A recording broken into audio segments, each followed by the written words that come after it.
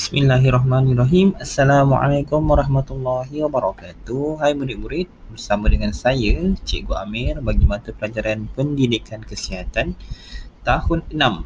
Baiklah, cikgu harap kamu sudah bersedia untuk belajar pada hari ini. Baiklah, untuk tajuk kita pada kali ini adalah unit 4, kisah si penagih. Okay, unit 4, kisah si penagih. Tajuknya ketahui bahana dadah berbahaya. Jadi hari ini kita akan belajar tentang dadah. Makna dadah. Okay, muka surat 22 dan 23. Kamu boleh rujuk buku teks kamu sebagai panduan. Baiklah, jika kamu telah bersedia, sila pastikan kamu sudah pun membuka muka surat 22 dan 23. Baiklah, standard kandungan kita pada hari ini adalah 1.4, iaitu mengetahui jenis dan kesan penyalahgunaan bahan serta berkemahiran menangani situasi berisiko terhadap diri sendiri dan masyarakat.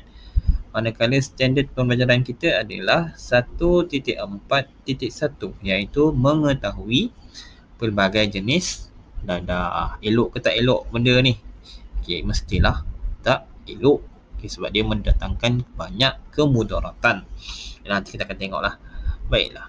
Okey, di akhir pembelajaran nanti, objektif kita pada hari ini adalah mengenali jenis dadah dan menyatakan.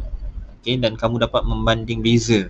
Okey, yang ni dadah jenis apa, yang ini dadah jenis apa. Okey, baiklah, kamu telah bersedia. Okey, pernah tengok tak dadah? Mestilah tak pernah kan? Okey, sebab dia benda yang terlarang daripada segi agama dan juga di sisi undang-undang. Jadi nak tengok dekat mana? Okey, dekat laman sesawang ataupun di kaca televisyen lah. Okey, cikgu pun tak pernah tengok benda ni. Okey, jadi kita akan tengok yang pertama. Okey, kepelbagaian jenis dadah. Okey, di situ ada ganja, halusinogen, perangsang, penenang, okey, bahan lain dan juga opiat. Okey, ada 1, 2, 3, 4, 5, 6. Ada 6 lah. Okay, ada 6 jenis dadah. Okay, yang mana kita ada opiat, ganja, halusinogen, perangsang, penenang dan juga bahan lain. Okay, bahan lain ni nanti kita akan tengok apa jenis dia. Baiklah, yang pertama kita pergi dahulu kepada opiat. Okay, opiat ni, okay, contoh dia seperti morfin, candu, heroin, kodin, opiat dan juga sintetik. Okay, kesan daripada opiat ni adalah dia akan menekan dan memperlahankan aktiviti sistem saraf dan juga jantung. Okey, jadi kita tengok jenis dia. Opiat ni, okey, kita tengok gambar. Okey, itu candu. Okey, candu ni adalah sejenis pokok. Okey, candu ni adalah ditanam. Okey, dia dipanggil sebagai candu dihasilkan daripada getah buah popi. Okey, pokok dia ni pokok popi lah nama dia. Okey, yang bertukar daripada warna putih kepada coklat dan kehitaman. Ia mengandungi bau yang kuat. Okey, menganjal apabila masih segar dan menjadi keras apabila terdedah kepada udara lah. Okey, itu jenis candu. Okey, kemudian morfin. Okey, morfin pula adalah sejenis alkaloid yang diperolehi setelah diproses daripada candu mentah. Okey, kemudian heroin pula. Okey, heroin adalah dadah jalanan yang paling kerap disalahgunakan oleh penagih dadah di Malaysia. Lah, heroin ni macam mana bentuk dia? Okey, heroin ni kalau dalam bentuk tulen, okey, dia adalah serbuk putih yang pahit. Okey, yang merupakan produk yang terhasil daripada pemprosesan morfin. Okey. Baiklah, heroin ni, okey, dia mempunyai kekuatan berkali-kali ganda daripada morfin. Sebab tu, okey, penagih dadah ni dia suka heroin. Okey, kodin pula. Okey, kodin adalah bahan alkaloid yang wujud secara semula jadi dalam candu. Okey, walau bagaimanapun, kebanyakan kodin di pasaran adalah yang dihasilkan daripada morfin. Okey, kalau di dalam bidang perubatan, okey, kodin ni digunakan untuk melegakan kesakitan yang sederhana dan juga digunakan sebagai ubat batuk.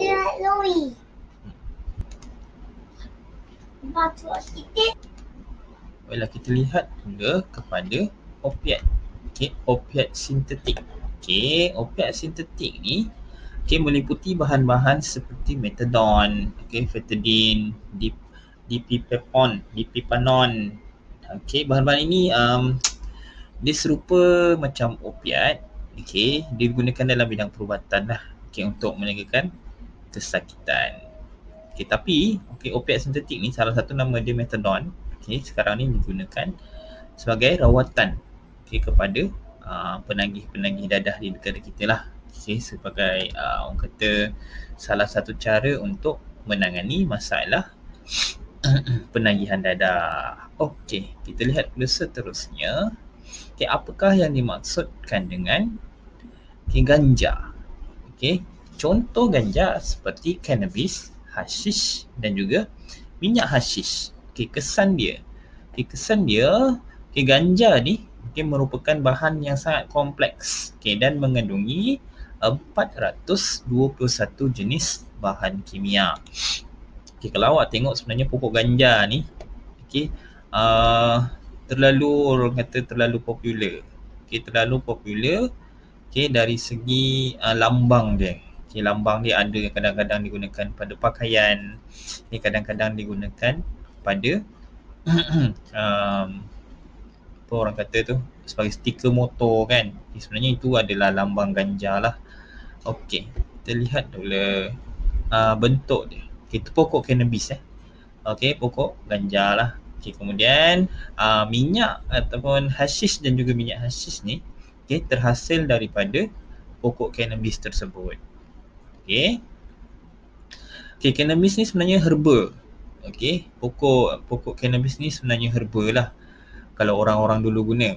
Dia merupakan sejenis tembakau tetapi berwarna hijau.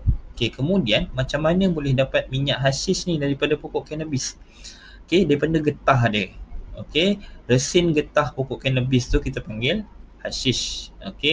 Iaitu getah pucuk bunga cannabis yang dikumpulkan dan dihasilkan sehingga menjadi ketulan, serbuk dan juga dicampurkan dengan lilin. Minyak dia pula dihasilkan daripada pengasingan bahan cannabinoid dengan menggunakan bahan pelarut. Dia menyerupai minyak tar. Tetapi dia tidak boleh larut dalam air dan menjadi pekat apabila terkena pada udara. Semua ni menghayalkan lah. Faham? Baiklah. Kita lihat pula apakah yang dimaksudkan dengan halusinogen. Jenis-jenis dadah daripada segi halusinogen. Contohnya seperti LSD, DMT, PCP, meskalin, psilocybin. Apa benda tu cikgu? Huruf-huruf je cikgu pun tak tahulah sebenarnya. Jadi kita tengok. Kesan dia apabila seseorang itu menghisap dadah jenis halusinogen, kesan dia mengubah pencerapan deria dan pandangan visual dan menyebabkan ilusi. Sebab tu kadang-kadang orang yang hisap dadah ni dia boleh sampai ke tahap membunuh. Contohlah dia kadang-kadang dapat ataupun disebabkan ilusi ni dia boleh membunuh ahli keluarga. Itu yang kemudaratan yang paling teruk lah akibat daripada menghisap dadah. Baiklah, seterusnya kita tengoklah apa itu LSD, apa itu ABC, DEF, GH. Kita tengok dahulu ATS. ATS ni adalah amphetamine type stimulant. LSD, lysergic acid diethylamide. DMT,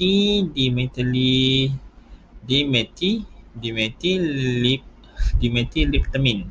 Dan juga PCP ialah phencyclidine. Ini semua merujuk kepada pil lah. Kalau tanya saya pun, saya tak pernah nampak pun benda ni. Tetapi kebanyakan daripada ubat-ubatan ni sebenarnya kadang-kadang tujuan dia adalah untuk menyembuhkan penyakit, tetapi kadang-kadang disalahguna. Kadang-kadang adalah ubat-ubat tu yang sejenis daripada mungkin nak kurangkan kesakitan, tetapi akibat daripada tersalahguna boleh menghayalkan. Kita lihat pula jenis perangsang. Dadah daripada jenis perangsang contohnya seperti amfetamin, kokain, metamfetamin ataupun dikenali sebagai syabu dan juga pil ekstasi. Kesan dia. Kesan apabila seseorang itu mengambil dadah jenis perangsang. Yang pertama, merupakan bahan kimia psikoaktif yang boleh merosakkan sistem saraf. Sistem saraf ni ialah sistem yang mengawal tubuh badan kita. apabila sistem saraf ni rosak, maka rosaklah individu tersebut. Mungkin dia berjalan terhuyung-hayang. Itu kesan dia lah. Okey. Baik, kita lihat pula jenis perangsang ni. Okay, kita tengok jenis yang pertama itu amfetamin. Okay, amfetamin adalah stimulan sintetik buatan manusia. Okay, pada sekarang ni, pada zaman sekarang ni tak ada ubat pun yang mengandungi amfetamin ni. Okay, sebab dia tak didaftarkan pun di bawah pihak berkuasa kawalan dadah. Okay, dia merupakan dadah jenis perangsang. Okay, seperti metamfetamin ni lah. Okay, sama juga. Okay, dia merupakan salah satu dadah yang sangat berbahaya. Okay, metamfetamin ni pula, okay, merupakan orang kata syabu ataupun ais. Sebab kita tengok daripada jenis bentuk dia kan, kita panggil ais kan. Okay, sebenarnya nama dia metamfetamin. Okay, merupakan satu jenis dadah yang berada dalam kumpulan stimulan. Okay, dia berbentuk seperti kaca yang pecah. Okay, kalau kamu nampak kan, sebab tu dipanggil ais. Okay, dan kadang-kadang dalam bentuk macam tawas. Tawas ni biasanya kita gunakan untuk bersihkan telaga lah. Okay, kat Malaysia ni contoh dia syabu lah. Syabu ataupun ais. Okay, proses dia sebenarnya haram. Okay, dan kadang-kadang dia tidak mempunyai kegunaan pun daripada aspek perubatan. Dia tidak mendatangkan apa-apa kebaikan pun. Okay. Kemudian kita lihat pula jenis kokain. Okay, kokain ni sangat popular lah. Okay, jenis dadah yang seperti serbuk ni. Okay, serbuk putih yang berasal daripada daun koka. Okay, juga berasal daripada daun koka yang kebanyakannya daun ni terdapat di Peru, Bolivia dan juga Colombia. Okay. Kebanyakannya yang mengambil kokain ni biasa awak tengok cerita-cerita dekat TV kan, cerita-cerita Inggeris kan. Okay, itu kokain lah. Okay, digunakan kebanyakannya di negara Amerika Utara, Amerika Selatan dan Amerika Tengah. Okay, di samping negara-negara Eropah. Manakala kita lihat pula kepada ekstasi. Okay, ekstasi ni agak popular. Okay, di kalangan anak-anak muda zaman sekarang. Okay, dia merupakan pil, okay, yang mana dia boleh meningkatkan daya tahan pengguna. Okay, pil ni seringkali dibentuk dalam juga dalam bentuk ikon ataupun logo. Okay, bagi memenuhi cita rasa pengguna. Okay, sebab itulah anak-anak muda ni dia tengok dan dia suka benda tu sebab dia menarik. Okay, warna yang pelbagai, terdapat logo ataupun ikon. Okay, kesan dia menimbulkan ilusi. Sebab tu kadang-kadang pil ekstasi ni kebanyakannya kadang-kadang ada dekat kelab-kelab malam, pub, okay, dan lebih digunakan oleh golongan orang muda. Okay, kita lihat pula dadah jenis penenang, iaitu contoh dia seperti sedatif, tranquilizer, alkohol, GHB dan juga ketamin. Okay, kesan dia, okay, dia memperlahankan dan menghentikan fungsi tubuh. Okay, kita lihat dahulu gambar dia. Okay, itu adalah sedatif, tranquilizer, GHB, ketamin dan juga alkohol. Okay.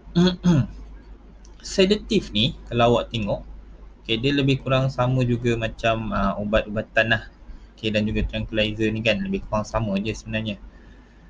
Okay, dia panggil sebenarnya ubat ni untuk bertindak sebagai dalam sistem saraf tunjang manusia. Okay, bertindak dalam sistem saraf manusia dengan memperlahankan dan menghentikan fungsi tubuh. Okay, contoh dia seperti sedatif, okay, ataupun kita panggil barbiturates. Okay, awak boleh layari laman sesawang lah kalau nak tahu lebih lanjut. Okay, GHB ni pula, okay, GHB ni adalah singkatan kepada gamma hydroxybutyric, okay, yang diperoleh daripada dalam bentuk jenis cecair, serbuk putih, pil ataupun kapsul. Okay, GHB ni tidak pernah diiktiraf sebagai ubat, okay, dan dikeluarkan dalam makmal secara haram. Okay, GHB ni lah kebanyakannya yang digunakan untuk mangsa-mangsa yang diculik ataupun ialah untuk diculik, untuk dipengsankan. Okay, sebab apa? Sebab GHB ni boleh larut dalam air dan boleh memitamkan mangsa dalam tempoh beberapa minit saja. Okay, ketamin ni pula, ketamin adalah jenis ubat bius haiwan yang disalahguna. Okay, ketamin ni digunakan dalam bentuk cecair ni tidak menghayalkan. Tapi apabila dalam bentuk serbuk ataupun bentuk kaca, dia boleh menyebabkan pengguna tertidur dengan cepat. Okay, dia menghayalkan jugalah. Okay, biasanya orang sedut ketamin ni melalui hidung. Okay, yang kadang-kadang dia buat corong tu kan. Kemudian disedut menggunakan hidung. Okay. Alkohol ni, kamu tahulah alkohol ni lebih kepada minuman yang menghayalkan. Okay, kita lihat pula dadah jenis ubat-ubatan ataupun bahan-bahan lain. Okay, contohnya seperti steroid, okay, daun ketum, pil kuda, naspan, ubat tidur ataupun inhalant. Okay, kebanyakannya memberi kesan dengan menyebabkan kerosakan otak dan bahan dalaman yang lain. Okay. Okay, kalau awak dapat tengok dalam gambar rajah tu, okay, itu adalah steroid. Okay, yang mana kebanyakan orang yang membina badan, okay, ahli-ahli otot, okay, membina badan dicocok steroid ataupun dia makan. Okay, kemudian daun ketum yang agak popular dalam negara kita, dan juga pil kuda. Okay, kemudian ubat tidur, inhalant dan juga naspan. Naspan ni ubat batuk lah. Okay. Inhalant ni kadang-kadang lebih kepada benda yang berbau. Okay, contoh macam gam, kan kadang-kadang ramai orang yang sedut gam kan. Okay, dia letakkan dalam plastik kemudian. Okay, itu juga merupakan salah satu dadah. Okay, kita lihat kesan pengambilan dadah ya adik-adik. Okay, kesan pengambilan dadah kepada manusia. Okay, ni kita secara rawak je lah. Kalau awak melihat seseorang itu secara fizikal dia, okay, mata dia merah, anak mata mengecil, okay, kemudian badan, okay, atau anggota badan menggeletar, okay, kerap bersin dan juga hidung berair, okay, percakapan tidak lancar, okay, berat badan menurun atau meningkat secara tiba-tiba, okay, terdapat kesan terbakar di mulut atau jari, okay, kemudian hidung kerap berdarah, okay, pernafasan berbau, koordinasi badan tidak stabil, okay, jalan-jalan nak tumbang, okay, berdiri sikit nak tumbang, okay, kemudian penampilan fizikal merosot dan berbau serta hilang konsentrasi. Okay, berikut merupakan tanda-tanda perubahan fizikal, okay, terhadap seseorang. Untuk nanti pembelajaran pada minggu hadapan, kita akan belajar kesan dia kepada diri sendiri, kepada keluarga, kepada negara, kepada agama dan bangsa. Okay, jadi kita akan belajar pada minggu hadapan lah.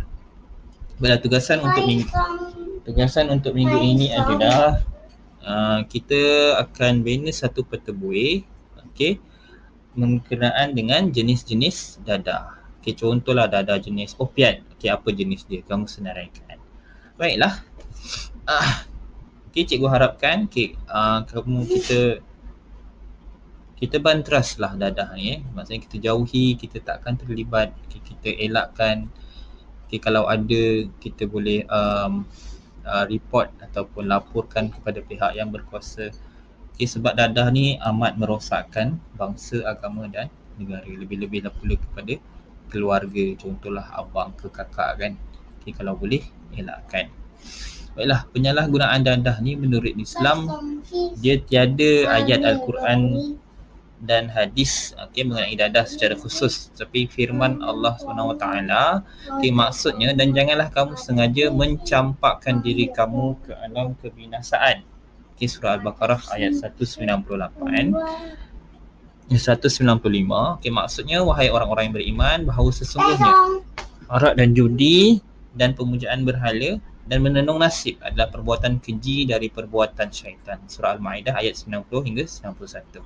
Okay, maksudnya di sini jelas bahawa apa saja yang menjurus kepada kebinasaan adalah haram. Baiklah, itu sahaja untuk sesi pembelajaran kita pada hari ini. Cikgu harapkan kamu mendapat sedikit manfaat daripada apa yang kita pelajari. Sekian, Assalamualaikum warahmatullahi wabarakatuh.